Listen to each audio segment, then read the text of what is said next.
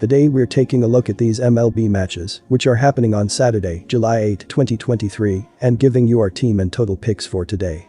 Welcome back to High Stakes.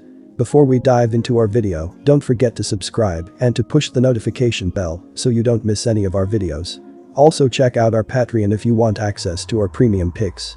Our Patreon is a way for us to help you improve your chances of making more money. You will find the link to our Patreon in the description and comments section below. Kansas City Royals vs Cleveland Guardians. RHP Brady Singer is due to take the mound for his 7th road start of the season. On the road this season, Singer has been more erratic as his ERA has drifted above his season average to 7.03. However, even with the higher ERA, he's managed to walk batters at the fewest rate of any throwing split. During daytime games, Singer has thrown a bit better and is holding opponents to his best OBA, opponent batting average, at .265. While his road hurling has been trouble at times, over the course of June Singer tossed his best, giving up just 2 homers and striking out 21 batters over 28.1 innings. He's also been sharp over his last 2 starts. In 13 innings he struck out just 7 and walked 5, but has allowed just 1 run over that span. Most recently, against the Guardians, Singer threw for 6 innings and didn't allow a single run and struck out 3. Singer will look to lean on his recent success, despite his season-long road woes. Kansas City enters this game with a run differential of -151, which is 29th in the league. The Royals sit 27th in overall batting average and are bottom 2 in home runs per contest. Both of these factors have contributed to Kansas City hovering around the lowest run per game average in the league. While the Royals have struggled hitting for extra bases, they are right around top 10 in terms of driving runners and when in scoring position. The Royals have hit their worst on the road this season, but during daytime games they've managed to hit over half their homers, despite roughly 400 fewer at-bats. Over the course of June, the Royals' offense sputtered as they posted a season low in both extra base hits and home runs.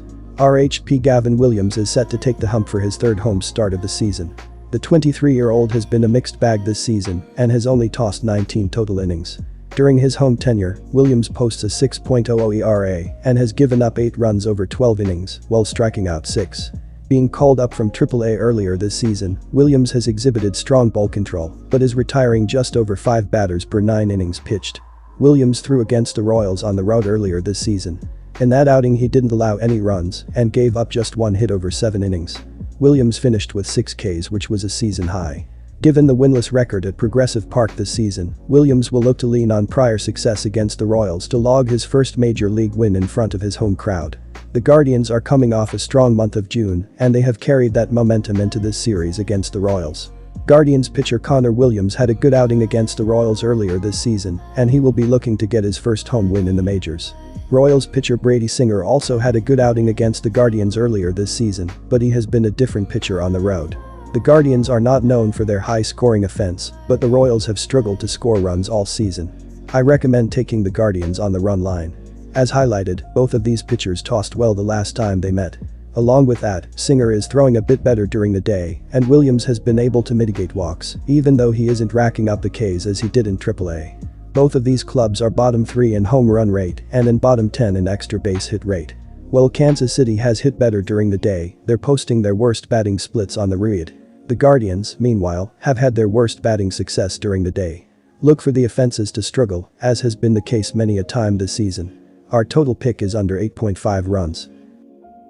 Oakland Athletics vs Boston Red Sox. The A's are having a season to forget and will close out the first half of the season with one of the worst records in the American League.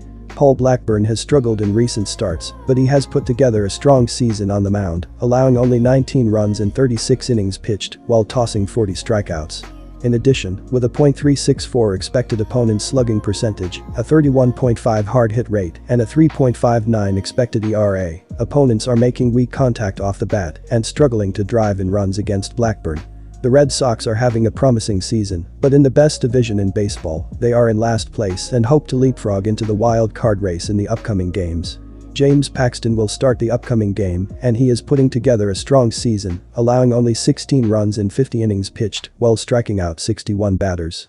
Moreover, with a .216 expected opponent batting average, a 31.1 strikeout percentage, and a 3.29 expected ERA, opponents are making minimal contact and struggling to drive in runs against Paxton this season. Along with Paxton stepping up, the lineup has been great this year, scoring 4.89 runs per game. Masataka Yoshida is slashing .312, .380, .479 with 140 total bases, while Jarren Duran is slashing .309, .358, .491 with 108 total bases, but the rest of the lineup has stepped up as well. Justin Turner is slashing .285, .357, .461 with 13 home runs and 149 total bases, while Rafael Devers and Alex Verdugo have added 26 home runs and 305 total bases to add power to the lineup, making the Red Sox tough to put away at the plate. The A's are hoping to head into the All-Star break on a high note, but the Red Sox look to make a push in the wild card race and control this game from the first inning. The Red Sox, who average 4.89 runs per game, should drive in runs at will against Paul Blackburn, who has allowed 10 runs in his last 3 starts, with Masataka Yoshida, Justin Turner, and the rest of the lineup making hard contact and powering the ball to easily plate base runners.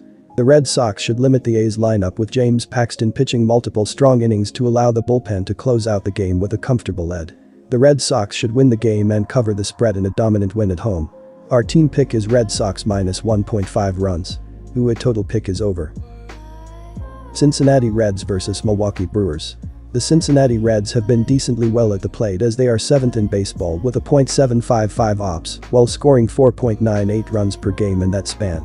Third baseman Elly De La Cruz, .897 ops, 15 RBI, has been on fire in his previous 6 games as he has a .985 ops with 1 home run, 3 RBIs, 4 runs scored, and 3 stolen bases on 4 tries in that span. Luke Weaver has been struggling this year as he is 2-2 with a 6.72 ERA and a 1.59 whip over 69.2 innings of work. Hitters have been doing well against him throughout the season as he has a .308 opposing batting average. Weaver is coming off a win over the Washington Nationals as he threw 5 innings and gave up 2 runs on 6 hits with a walk and 2 strikeouts. The Milwaukee Brewers have been doing extremely poorly at the plate throughout the season, as well as they are 27th in Major League Baseball with a .685 ops while scoring 4.21 runs per game up to this point. They are not doing too well in the power department as they are tied with the Chicago Cubs for 20th in the majors with 94 home runs. Left fielder Christian Yelich, .835 ops, 45 RBI, has been doing extremely well lately as he has a .385, .484, .596 slash line with 2 home runs, 13 RBIs, 16 runs scored, a 10-7 walk to strikeout ratio and 5 steals without being caught over the course of his previous 13 games. The Reds and Brewers have similar bullpens, with Cincinnati ranking 14th in the majors with a 3.96 reliever ERA and Milwaukee ranking 19th with a 4.07 bullpen ERA.